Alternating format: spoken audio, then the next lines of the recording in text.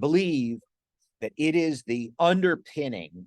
It is I was learning the foundational skills for whatever God has for me for the next decade. And I don't know when that decade starts. I don't know if it starts tomorrow, if it starts in 2 years, or maybe I have 10 more years before my decade starts. I don't know.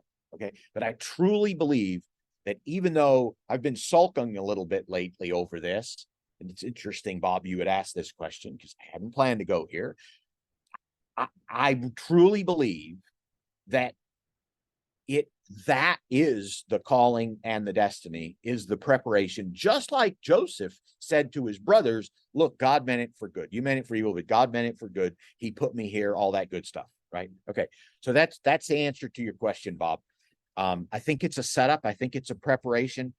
I'm not giving God all the credit for all the bad things that I've done where I distracted, right? But I think there's an amazing amount of calling and destiny. Okay. And if anybody is getting upset because I said I didn't give God credit for something, I'll say it again. I'm not giving him credit for all the mess.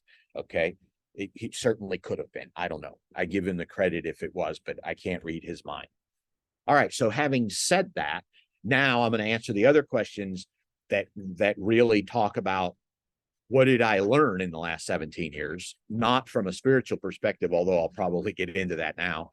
And then I will follow with what I don't know how much I'm going to pour into you guys and gals personally, because I don't want to lead you astray.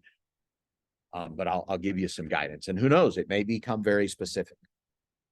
So let me just start with the question, what do I believe is the most effective way to build a long-term recurring income with the least amount of personal involvement once established? So this is really loaded. And so remember, if we look at this from a tactical perspective, there is no most effective way, right? So some people would say ads are the most effective way. Why? Because you can put $1 in and get $3 out.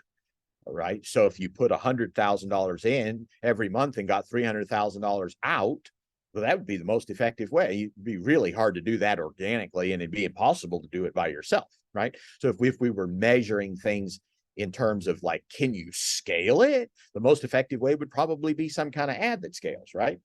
If we're evaluating most effective way is like how to do it all totally organically, then it would look different. And then if we said, we want what's a long-term, like most effective way to build an audience, it would look different. Okay. So most effective is going to be tough. I'm going to give you a framework for evaluating this, but I don't think I'm going to be able to give you one most effective way. I'm going to give you a framework that I think is very, very effective.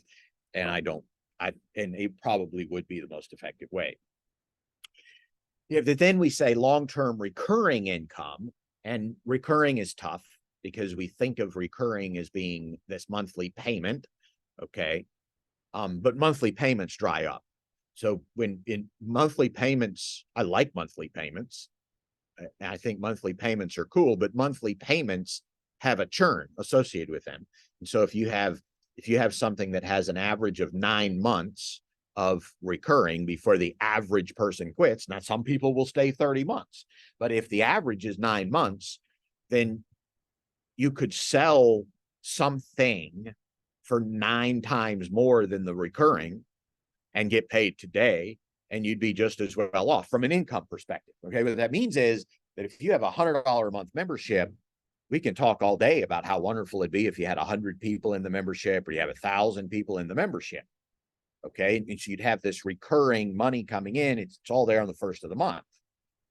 But if you look at the big picture, by the way, this is critical, folks. This isn't the number one, but this is a critical issue I don't know that I've ever talked about before. This would be one of those things I'd want to leave behind. Okay. Recurring is great. I think recurring is amazing. You know, recurring, it's wonderful that some people will pay you for 30 months. It allows you to have a vacation. Okay. But I don't want you to be deluded by the money. If it's $100 a month membership, if the average person stays for 9 months, some people stay for 1 month, some people stay for 3 months, that's $300. Some people stay for $30, that's $3,000. But on average, it's $900, which means that if you could get the same conversion rate for a $900 one-time purchase versus a 9 times $100 purchase, guess what? You're probably better off to have money in hand. Now, the truth of the matter is that a lot of times you can't get the same conversion rate. A lot of times you can get 3 times the conversion rate if you'll just take $100 a month, especially with a free trial up front, and take 9 months to get paid. So you can make more money if you take 9 months to get paid. It's just like the rest of the world, right? If you take longer to get paid on something, you can usually make more money. Okay, like if you have stocks or something, if you're patiently waiting for something long term, will probably take in more at the end of the day. Whereas if you do something short term, like a big quick win, you flip a house or something, it's a lot of money right now. It probably doesn't affect you as much as the long term. Okay, so that's recurring with the least amount of personal involvement once it's established. Okay, so in order to have the least amount of personal involvement, and this, although I'm stating some of these things as the one, there's so much variability. It really depends per person.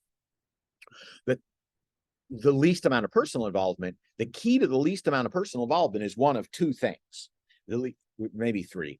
One is, if you want it to be the least amount of personal involvement, is just create info products and like you never have to touch them again. Now, the downside of that is the truth of the matter is our world is changing faster and faster and faster and faster and faster, and more people are creating courses. The truth of the matter is 15 years ago, you could create a course and it probably lived 10 or 15 years. Okay. You create a course today, you're going to be lucky if it lives a year or 2. Okay. So even though that was probably a principle 10, 15 years ago, and even though in concept it's a principle for today, if you just kind of fade off into the sunset, you're going to have a really hard time keeping those info products going. All right.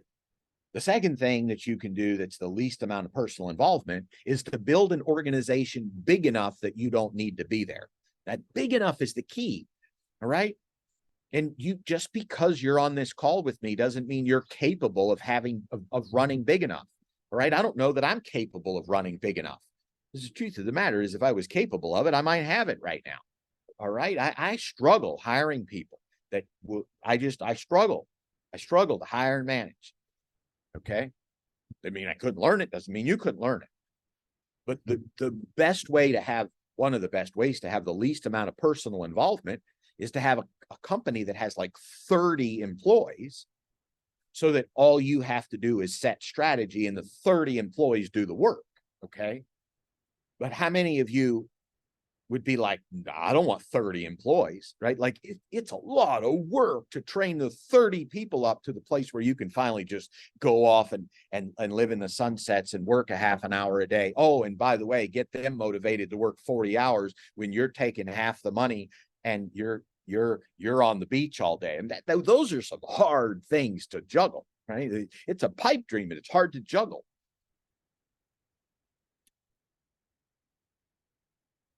It's almost like you have to make it big enough that you can hire a CEO that comes in and you pay him a few $100,000 and they're okay with the fact that you're on the beach all day, right? But as a leader, it's hard if you're not working the same hours to ask them to work.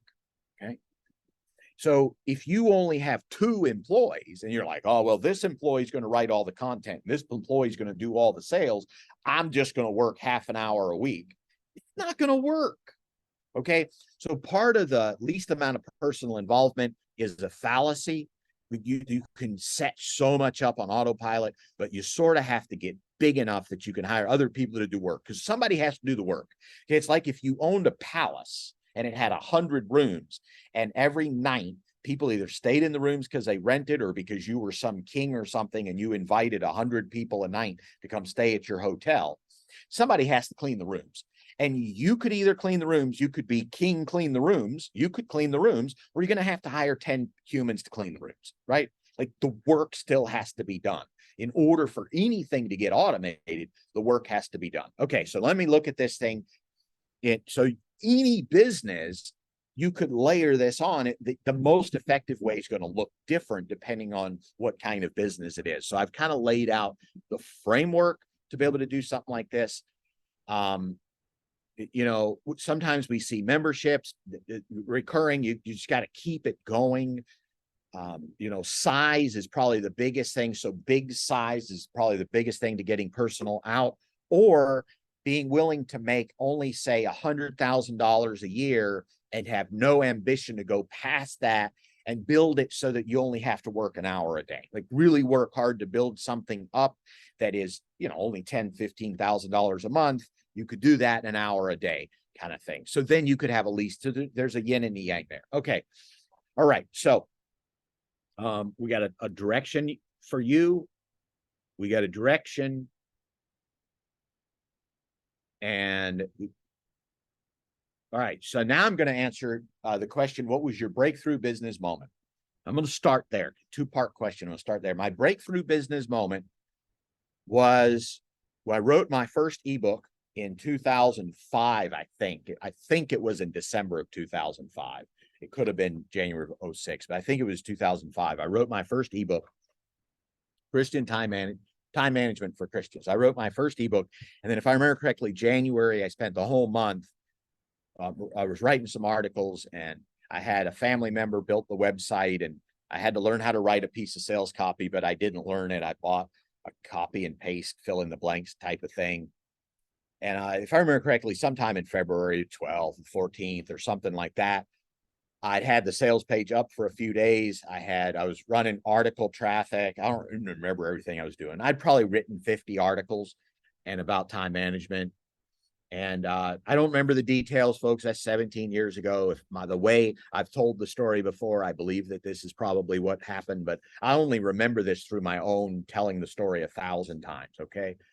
My recollection is I woke up at 5, 6 o'clock in the morning, and there was $15.95 in my PayPal account. Okay. So I had worked really hard for a whole month to write the book. And then I worked really hard for another month. And why was I so excited to have $15.95 come into my account? It proved to me that I could make money while I was sleeping. And I get that I worked really hard to do it, right? But the actual money came in when I was sleeping. And I can't tell you this happened instantly. I'd like to believe that it did, or it took me 2 months to process it, but I'm going to pretend it was instant. I realized that if one person could send me $15.95 while I was sleeping, 100 people could send me $15.95. 1,000 people could send me $15.95. 10,000 people could send it. That was the breakthrough moment for me. If I had not had that moment, I might not be here today. That fueled the dream. And the truth of the matter is probably 1/3 of all my sales occur while I'm sleeping today, even today. And that doesn't mean I didn't work for it or promise to work for it by doing a class, but the money that came in while I was sleeping, and I really bought into the dream that I could work once and sell it many times. And I have some programs that I have sold, $100 program or a $400 program that have made me $40,000 or $100,000 or whatever. I made it one time. It took 5 hours, and I sold, say, $40,000. So at the end of the day, each one of those hours was worth $8,000. Now, that's not an entirely accurate statement because there's customer service that goes into it, and there's marketing and all of those different things. But I really bought into that dream, and it's still alive for me today. A lot of what I do, I might hold a class, a workshop. I get paid a few $1,000s sometimes, maybe. Sometimes it's only $500 or $1,000. I get paid by a group of people to show up and teach a workshop for 2 hours, teach something I already know for 2 hours, put $1,000, $2,000, $500 in my pocket, and for a couple hours worth of very enjoyable work, right? I have courses that sell right now that I created them once a year, 2 or 5 years ago. And if $100 comes into my account, I've done nothing today to make that happen. Okay. So that was my breakthrough business moment. That was my breakthrough business moment. And I've learned lots of things over the last 17 years, but that was the breakthrough. That was the thing that gave me the hope and the pipe dream to keep this thing going. Okay. That I could get paid when I was not working. That was my breakthrough moment. Ali, I'm gonna take yours. How did you go about understanding customer behavior and preferences? So, probably the correct answer, it's not the one that you want. The correct answer would be to say that I've spent 17 years selling things to people, chatting with people, writing sales letters, some of which nobody buys from, some of which a bunch of people buy from, watching people study, giving them lessons, see who does the work, who doesn't do the work, and who quits and who doesn't quit, and who buys. And, do people like green buttons or red buttons, or what time of day do they buy? So I have been a student of watching customer behavior and preferences for 17 years. How many of you have done something for 17 years? You didn't even really have to study it, but you understand, right? Like you just understand. You just do it and you understand. That's how it is for me with customer behavior and preferences. I've just done it so long. Okay, so that's the answer you probably want to hear. But I'm going to give you a couple of things that I think went a really long way to understanding customer behavior and preferences. Probably the first thing was my daily email. The reason that the daily email was so powerful is that I always got instant feedback. Okay, daily emails, almost 90% of all the responses occur within 24 hours, right? So like if you create a sales letter and then put it in an automated funnel that runs for 6 months, and you get a sale in a few days, get a sale in a few days, you get a sale in a few days, they come in over 6 months. By the time you get your last payment 6 months later, you have no idea what you're even selling. You've forgotten all about it. Like there's no feedback involved. It'd be kind of like if you're losing weight, right? Okay, so how many of you, if you lose weight, you go for a few days and you're on this goal and you go get on the scale and you have lost a few pounds. And so you look at what you ate the last few days and you're like, okay, I ate less, I lost weight, I'm motivated, right? How many of you? That's me. All right. Somebody raised their hand. Okay. That's me. Look, if you told me I had to go a whole year and try to lose weight for a whole year, and I couldn't even see my clothes getting bigger, and I couldn't see the scale, nothing, a whole year, I could just magically wake up 365 days from now and find out if I lost weight or if I even gained weight on this diet. How many of you could do that for a whole year? I couldn't. There's no way. I have to have some kind of an immediate feedback. Like I have to know that if I starve myself for 3 days, the scale is going to tell me I'm a little lighter, right? If I go to the gym and I take a shot of creatine and I'm able to lift 10 more pounds, guess what? I'm going to probably do that better than I'm going to be like, I'm going to do push-ups for a whole year. Why? Because it's instant gratification, right? You can judge me if you want, but that's life, okay? So emails are instant gratification. I can usually tell within a couple hours of sending an email whether it's a flop or it's a win. Either nobody responds, or I get unsubscribes, or nobody opens. It's never nobody, but if the open rate, like I'll send an email and in an hour, I will look at the opens. And if I don't see 10, 12% in some quick period of time, an hour and a half, I don't know what the actual numbers are. If I don't see 10 or 12%, I'm like, man, that was a rough one. Nobody likes that email. How many of you have seen me send an email and 20 minutes later, I send another email? You know why? You know why I do that? I've like 2 times in my life, I've done it for a different reason, maybe more than that. 2 times, maybe. It's because I realized I wrote a horrible email. I'm not going to get any clicks. I'm not going to get any likes. I'm not going to make any money, nothing. What's the best way to cover up a bad email? Send another email, because a lot of people will never go back and look at the other email. And at least if they do, they've already seen the new latest one that I've sent out. That's the single biggest reason why I send 2 emails back to back, is because I messed up and I got to cover it up. Be kind of like if you're texting somebody and you say something really stupid. Well, one of the things you can do is apologize. The other thing you could do is just text about 10 more things, and all of a sudden the one little stupid thing won't look so stupid anymore, right?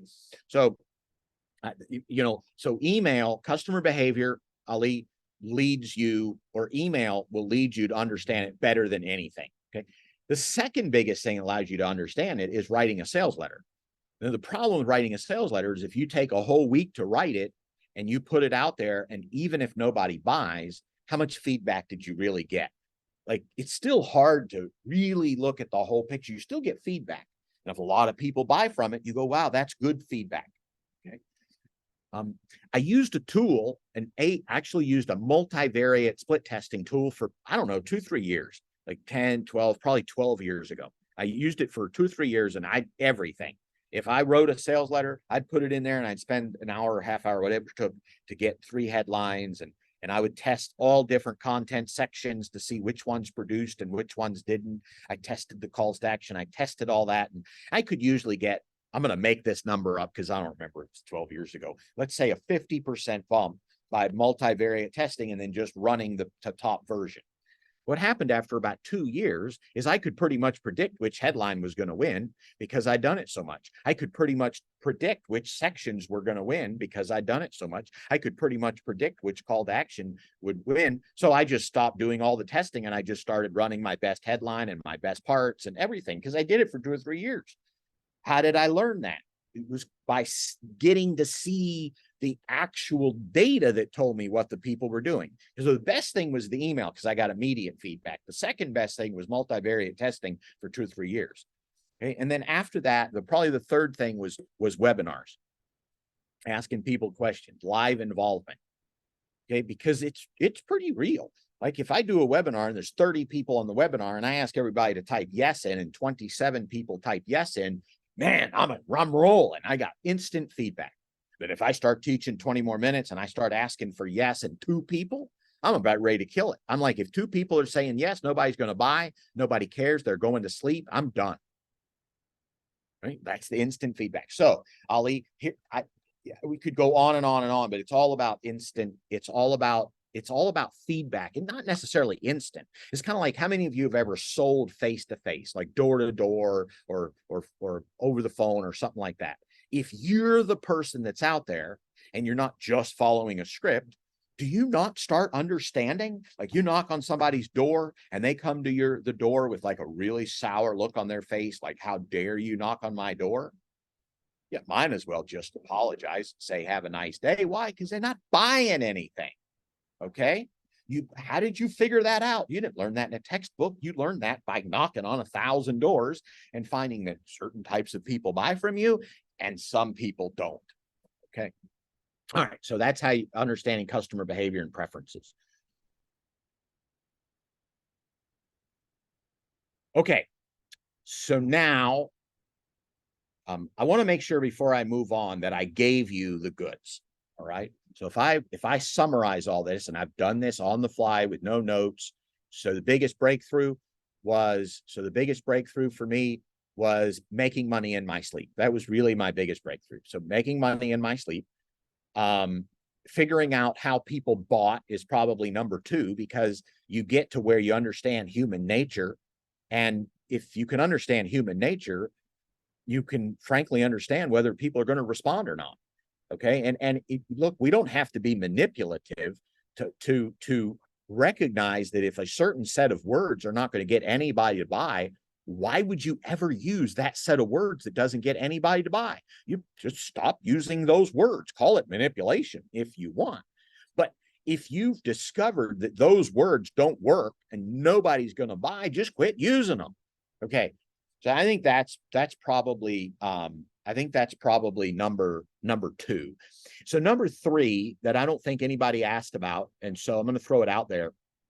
I think number 3 is, okay, so we've talked about my breakthrough, the fuel, and there were other fuels. I mean, part of the fuel was making money, right? I mean, if I wasn't going to make money, I might as well go get a job again, right? Like if I could make more running something, I probably should have done that. Okay, so there was always this. I mean, it's my full-time job. It's kind of like how many of you have a full-time job, and every 6 months when you get your review, you'd kind of like them to give you a raise. Okay, that's just human nature. And for many years, I worked on this concept that if I worked hard, I would get a raise. So when I'm working, I want to get a raise. So money is a part of it. Okay. The other thing was really understanding people, because once you can understand people, you can write copy, you can write emails, you can do webinars, you can decide what you're going to talk about here, you can decide what's in the email, you can decide if you want to do a workshop or not because of the people. It's all about the people. I'm going to give you 2 quick tips. These aren't really part of the big picture. I'm going to give you 2 quick tips that you'd want to know if I died tomorrow. Okay. So, one of these quick tips is that I almost always, and probably every profitable campaign, except maybe in the last couple of years, I finally feel like I understand what people want. So, but for like my first 12 years, if I didn't send an email out asking people what their struggles were and if they wanted help with something, and I guessed it, I've usually never, always, almost every launch always failed. I had to find out what people wanted. If I didn't find out what people wanted, I made something they didn't want. And now, full disclosure, after 17 years, I don't do as much of that anymore. I just write messages, I send emails, I ask questions. If nobody responds, that's good enough to tell me that nobody's excited. Okay. So I've gotten to where I cheat a little bit there, but for many, many, many years, if I didn't ask the questions, I failed. Okay. The second thing, somebody taught me this. The second thing was always write to one person. There's only one person reading your sales letter.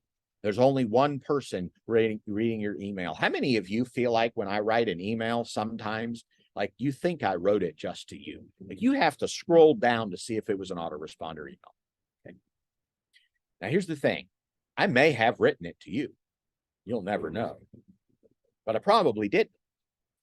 Because generally speaking, and I probably don't do as much of this now because I've got kind of so good at writing emails, but probably for 12 to 15 years, when I wrote it, and not every single email, but I mean, the best emails were like, I would think of one of you and I would write the letter. I would write to you if I was writing it to you.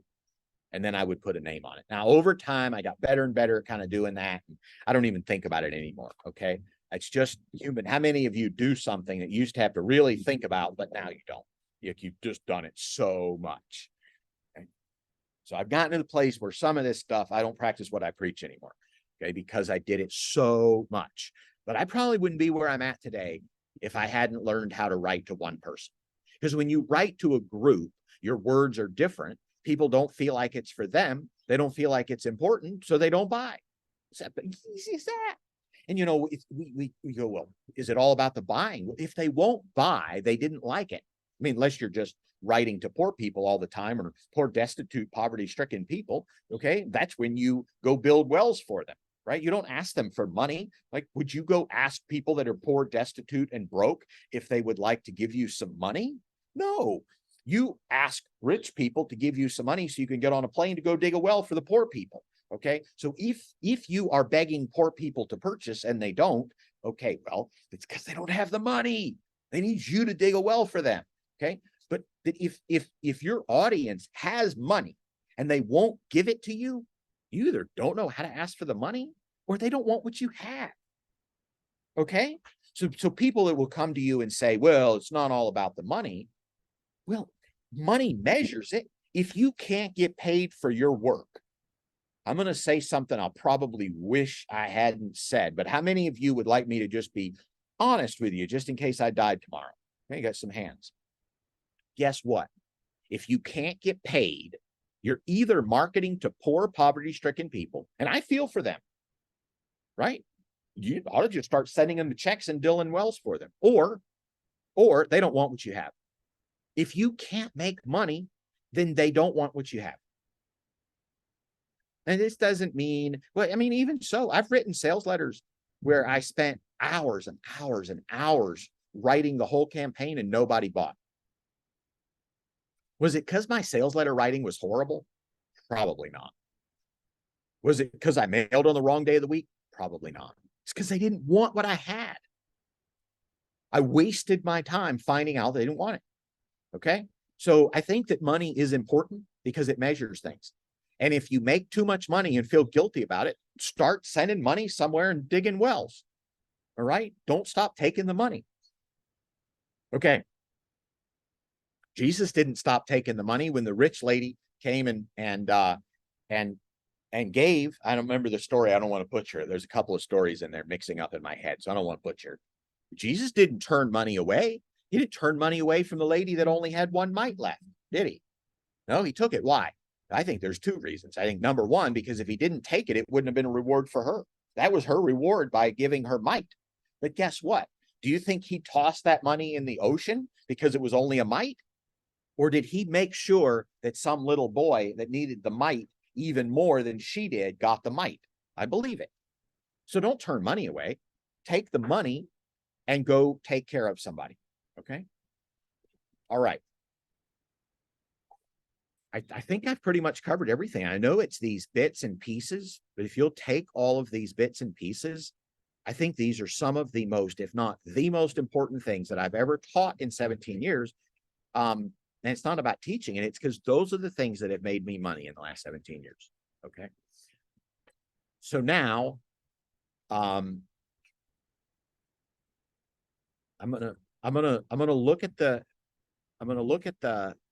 gonna talk about the perfect direction first. So there is no perfect direction. And don't worry, I'm not going to get off the hook and leave it there, but there is no perfect direction. You see, part of the perfect direction is like a triad or a trifecta of 3 things, maybe 4 things. Okay. So your perfect direction has something to do with what you love. Call it a calling, call it purpose, call it your heartstrings, right? Remember when Nehemiah was the cupbearer, and one of the brothers came and told him how bad things were in Jerusalem. He didn't have to go to God and say, is this a bad thing? Is this bad? No, he knew it. He took it to God and said, look, these people are getting marauded by all the foreigners. We got to go. We got to do something about their wall. He went to God with his heart. Now, we could argue theologically all day long that God put the heart there and all of that. But at the end of the day, he had a heart and a calling. And I believe every one of you has whatever you want to call it. You have a heart or a calling or a soft spot or something. In the big picture, I think that like your perfect direction should be around where your heart or your calling or your purpose is, right? Now, I'm going to make somebody mad here, and I'm going to say that unless you're drilling wells somewhere, all right, or doing charitable things with money that you've already made, or fundraising so you can do it, I think you need to make money. Like, seriously, I mean, we're on a business call here. I think that you need to make money. You need to make money. The workman is worthy of his wages. I think you need to make a working wage, or you should go get a job, right? So I think money is important. So I do. I think money is important. I think maximizing the money is important. I really do. Like, if you're not maximizing the money, I think you're being wasteful of your resources. I really do. I think you're being wasteful. You know, the parable of the talents and the folks that doubled their money, and then the person that hid it in the ground, right? We have a responsibility to maximize whatever we're doing. I think we do. And I don't think we have to take it to the nth degree and make every last dollar, but I think we have a responsibility.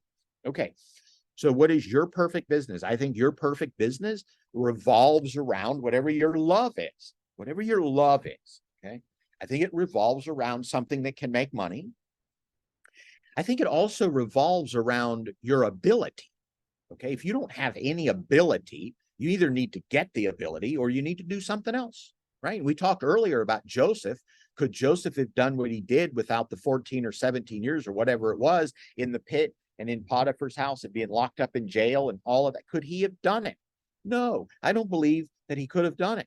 What does that mean? Well, he was gaining ability while he was in prison. Where did Moses get some of his ability? Sheep herding for 40 years. That's where Moses got some of his ability.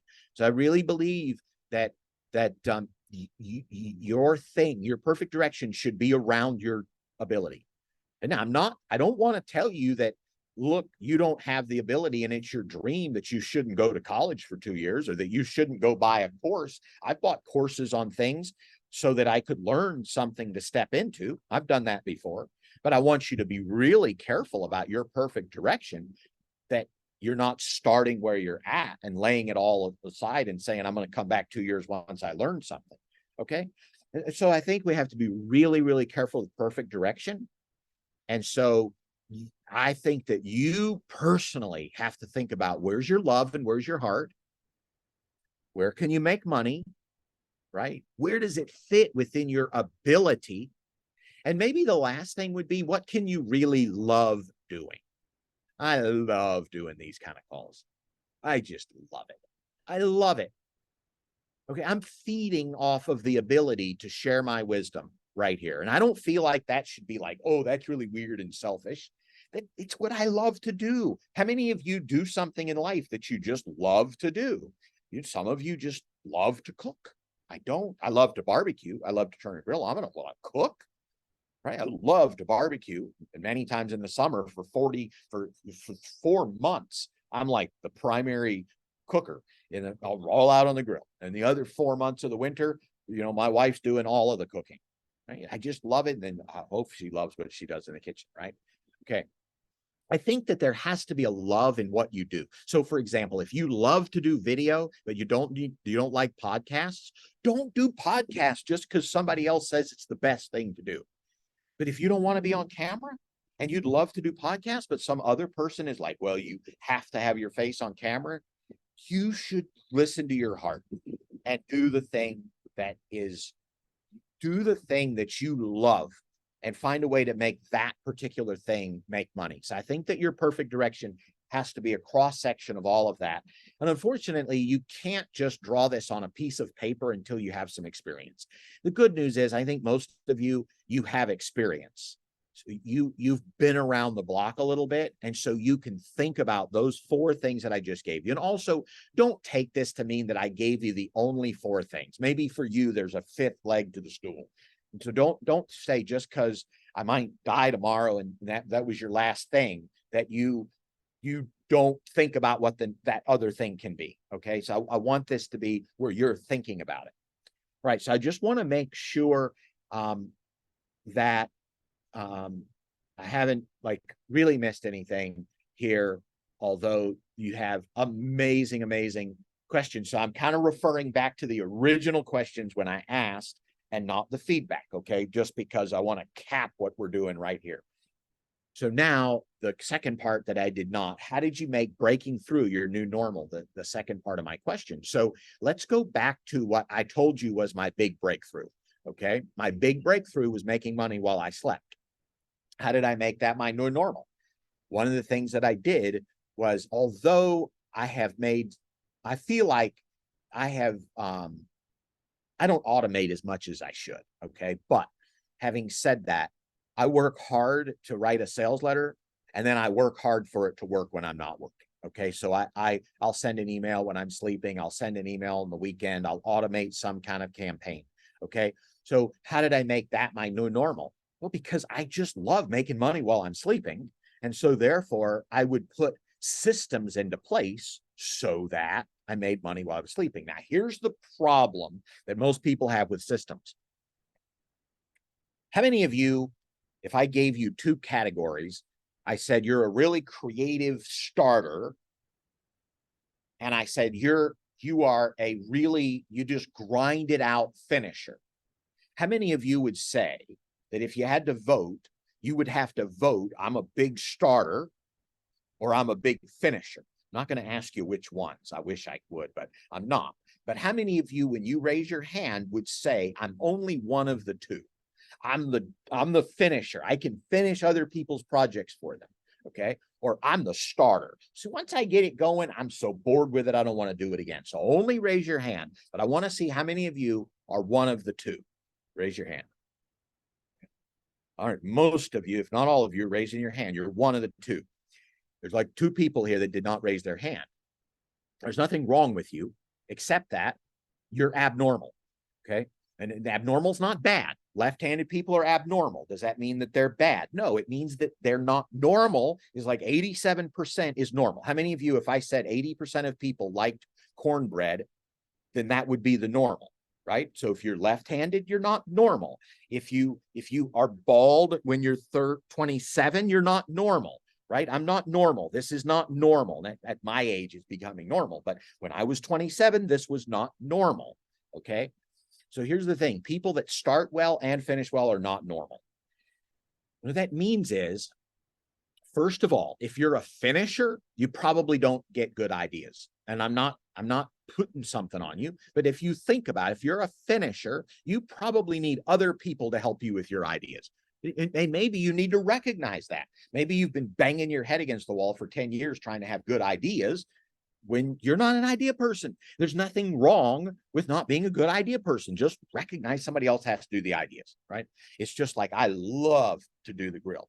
I'm really good on the grill with a few pieces of food.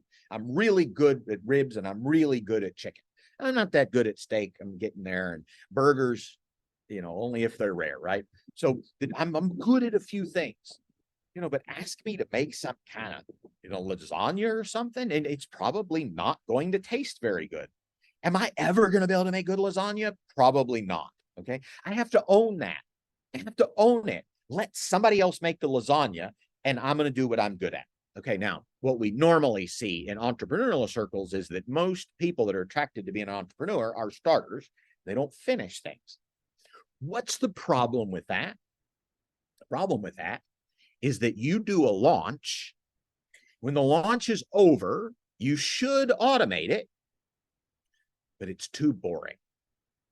You'd rather go do another launch than automate. I am going to ask for a show of hands for this one. How many of you would rather do another launch than automate the last one? I'm raising both my hands. I would rather do something new than automate the old one. The problem is that's a liability. I can't grow past where I'm at if I don't either A, find a way to automate or hire somebody to do it. And that's why sometimes you will see a business, an info product business or a coaching business, you will see those kinds of businesses go 10 years and make no progress. They're stuck at $250,000 a year for 10 years. And they make a good hire. They either hire an amazing VA, all right, and only 1% are amazing, okay? Somebody that can just do everything for you. Somebody that just really loves all the tactical stuff. Or they hire like a COO or CEO. They like take half their income and hire somebody. And that person that they hire is not an idea person. They couldn't think themselves out of a wet paper bag if they could try to. They're a plotter. They can take your sales letter and spend 40 hours putting all the right links in all the automation software so that your sales letter can make money for 2 years. You can't do it, and they can't have your great ideas. Okay. So if there's a realization that I think everybody should have, including me, is you need to figure out who you are. Are you a finisher? If you are, you need to have a good idea person in your life. If you're a starter, you need a good finisher in your life, because if you don't, you will probably never fulfill what you want to fulfill. You won't fulfill it. And I don't even think it's all about the size of the team. I think it's about having one key person. So if somebody has a 30-person team and they're successful, that's not why they're successful. The reason they're probably successful is that one of the people on that 30-person team is an amazing team leader that gets everything done. And the other 29 people support that person. Because you could have 30 people that are not carrying the vision, and it's just a weight. Okay. So folks, I think that pretty much wraps up what I would call my legacy right there. My legacy. If I was to add one more thing onto it, I would say take the ability to understand human nature in such a way that you can organically talk to people and get them responding to you and being conversational. Very few marketers can make it by the numbers alone. Okay, very few marketers can just be amazing because they can like crunch the numbers. If I had to guess, 95% of all good marketers can go into a forum and strike up a chat. 95% of good marketers can just talk to somebody and can text and can be personable. I believe you can learn that. I had to learn it. Okay, I was really shy. I still am. I'm an introvert. You never know it, but I'm an introvert. I learned how to do that. So I do believe you can learn that. But I think most great marketers are able to communicate with people at least enough to find out what their needs are and then be able to tell them this is why it's going to be so wonderful. Why would you ever buy something from somebody that could not tell you why their thing was so wonderful? You probably wouldn't, would you? Unless you could just see that it was so wonderful because you desperately needed it and you wouldn't need the sales letter. I've done that sometimes. I need a tool and you go somewhere and the only place to get a tool is a really dull, boring website that doesn't tell me how wonderful it is. But 99% of the time, I think we all buy from things that are exciting. Okay. So if that's my parting thought, there are no parting thoughts on this. All the things that for over a 17-year period of time, everything I've talked about is important. If I did have to summarize it all, I would tell you two things that we haven't even talked about today. Isn't that interesting? For everything we've talked about today, it's almost like those things are tactical. I'm going to give you two quick things that I think are really critical. But if you don't have the tactic, they're useless. The first thing is figuring out what you want to do, whether that's knowing your purpose, whether it's knowing I want to write a book, whether it's knowing I want 30 employees, whether it's knowing I want to make $1 million, whether it's knowing I want to change this type of person's life. It's knowing what you're going to do, whether it's purpose or money or whatever. Knowing. If you don't know, how can you get there? Like if you wake up one morning and you're like, you know what, I want to drive 1,000 miles. Well, if you don't know if you're going to New York or Denver or Sacramento or the UK or New Zealand, guess what? You're going to drive around in circles for 1,000 miles. You got to have a destination. Okay. So put everything we've talked about, you got to have a destination. And then the second thing that goes with destination, you've got to be ultra focused on getting there. So if I do decide I'm going to drive from Denver to New York, if I pulled out at every single hamburger stand and ate a hamburger at the hamburger stand and then took a nap and then drove one more mile and ate at another hamburger stand, would I ever get to New York? Probably not. I might die of eating too many hamburgers before I got there. And that's what happens to an awful lot of people in this industry. They have a big goal, but they get so distracted by all the shiny objects that they never focus enough to actually get where they're going. Okay. You got to be able to, you got to have a clarity and then focus to get where you're going. And with that said, I'm going to go ahead and wrap this up.